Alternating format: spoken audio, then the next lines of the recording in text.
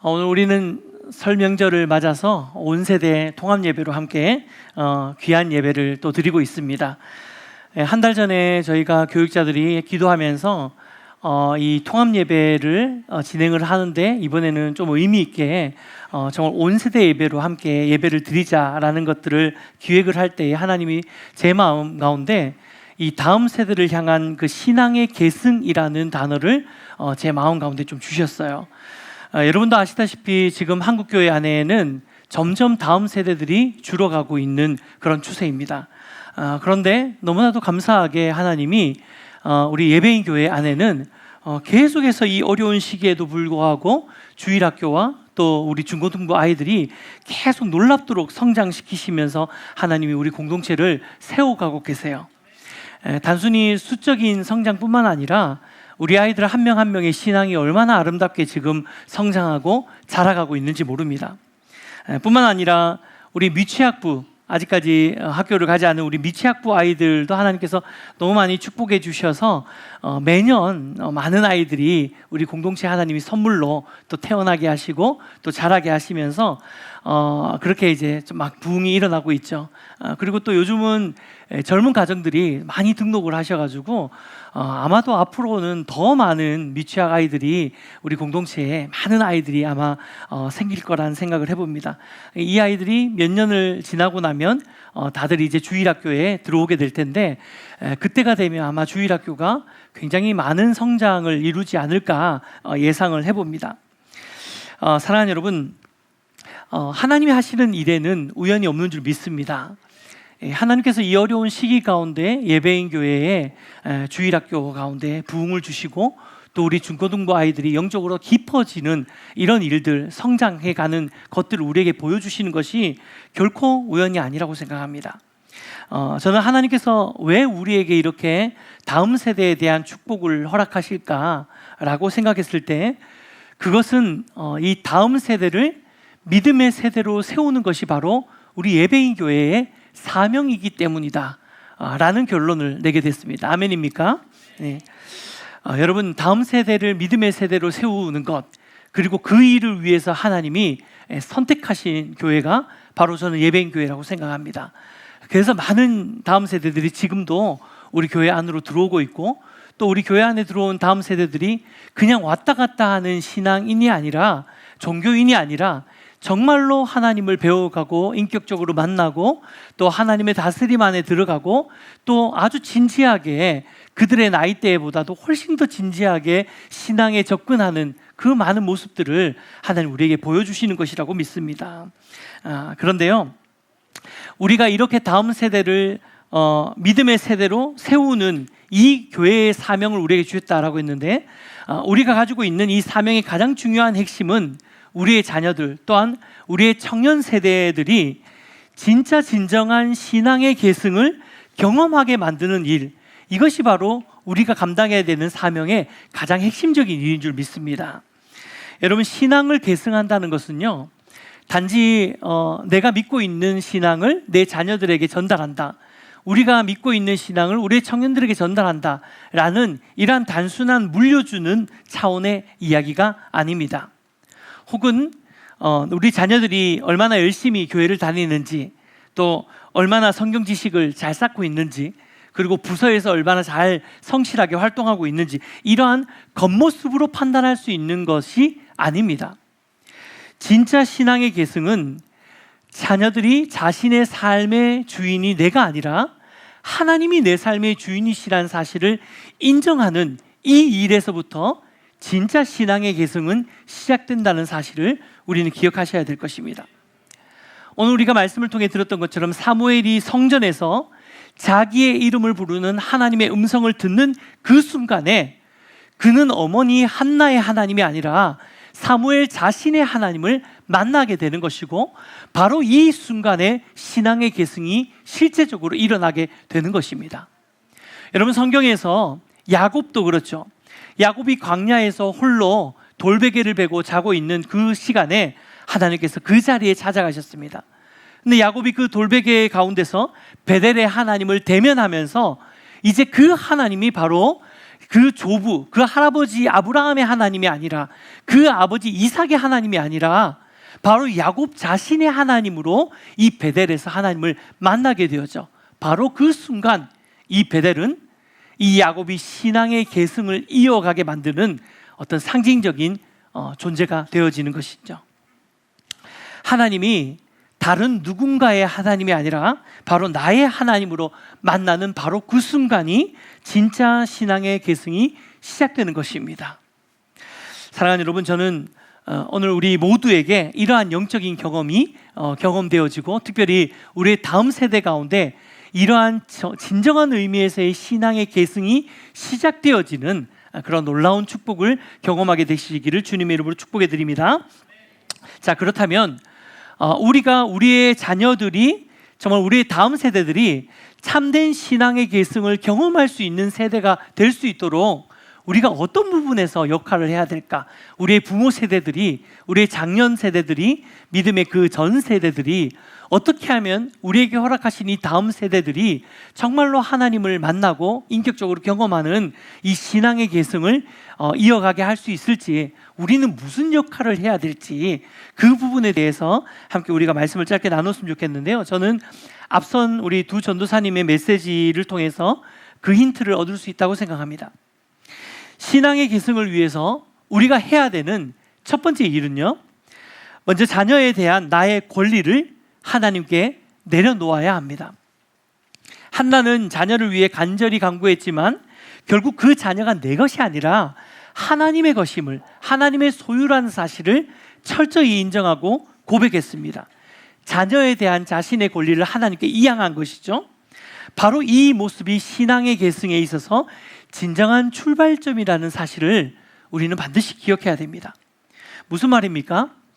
여러분, 신앙의 계승이라는 것은 우리가 신앙을 계승한다라고 말하지만, 이 계승한다라고 하는 이 말이 결국 내가 내 노력으로, 내 힘으로 이것을 할 수 있다는 뜻을 의미하는 것은 아니라는 것이죠. 여러분, 부모가 아무리 목사, 장로, 권사라고 할지라도, 우리 엘리 제사장도 마찬가지잖아요. 엘리는 제사장이었지만 그럼에도 불구하고 나의 어떠함이 우리 자녀들이 하나님을 만날 수 있는 어떤 자격을 주어지는 것은 절대로 아닙니다. 그러니까 쉽게 말해서 우리가 할 수 있는 것이 없다는 것이죠. 우리가 할 수 있는 것은 없고 전적인 하나님의 은혜인 줄 믿습니다.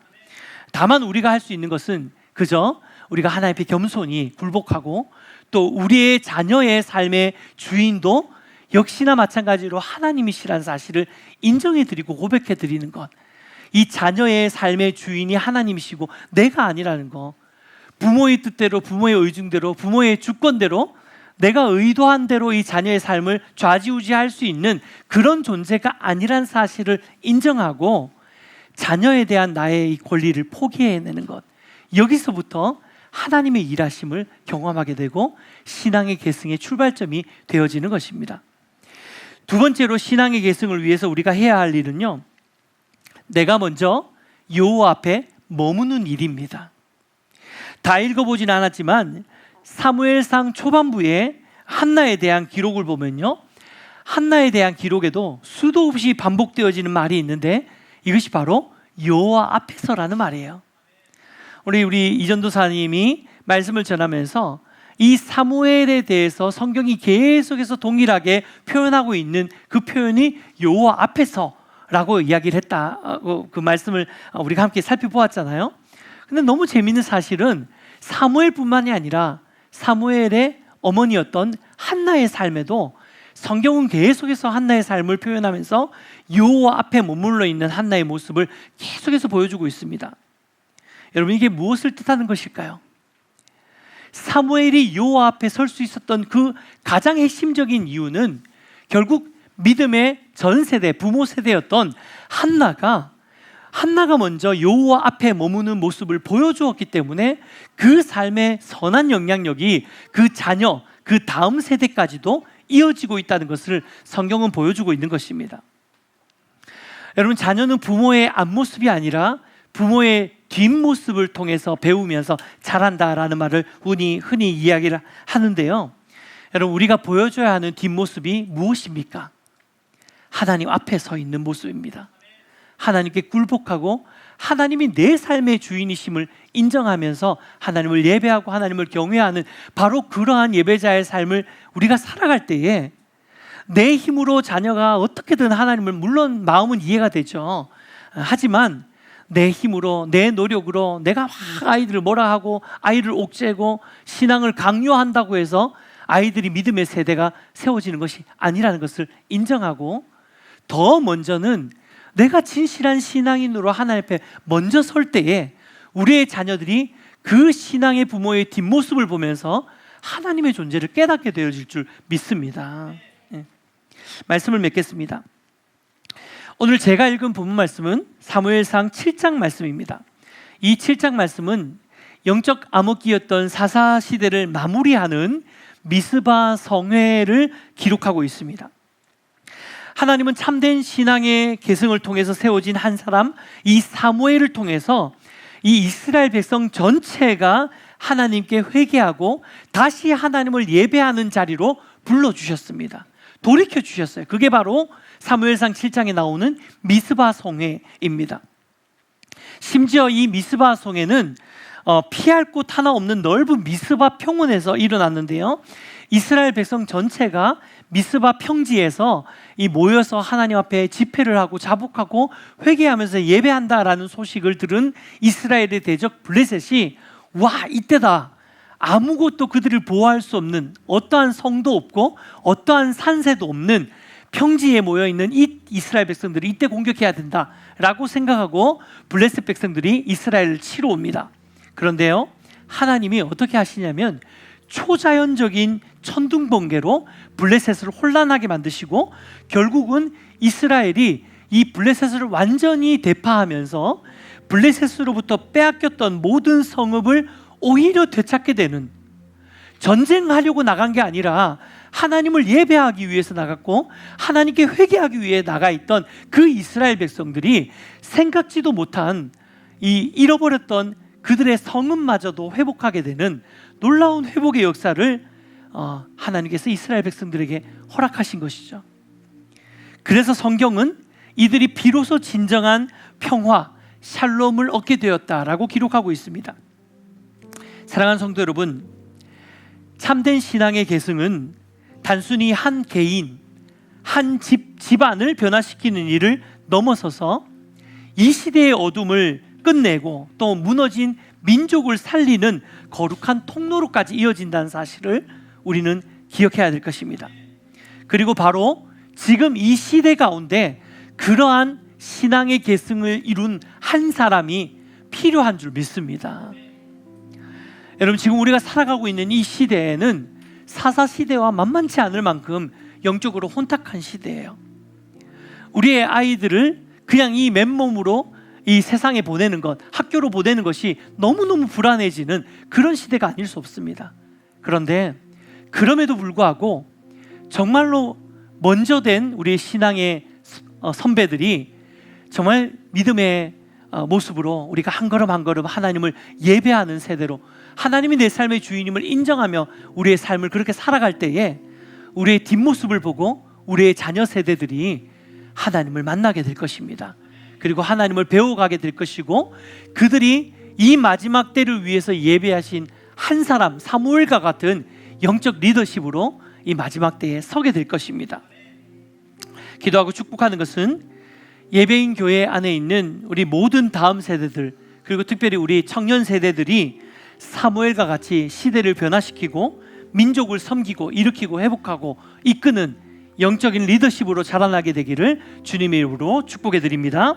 그리고 더불어서 여기 있는 우리 모든 장년 세대들, 저와 여러분의 삶이 동일하게 누군가에게 신앙의 그 선한 모델이 될 수 있는, 또 믿음을 계승해 줄 수 있는 그런 축복의 통로의 삶을 살게 되시기를 주님의 이름으로 축원해 드립니다.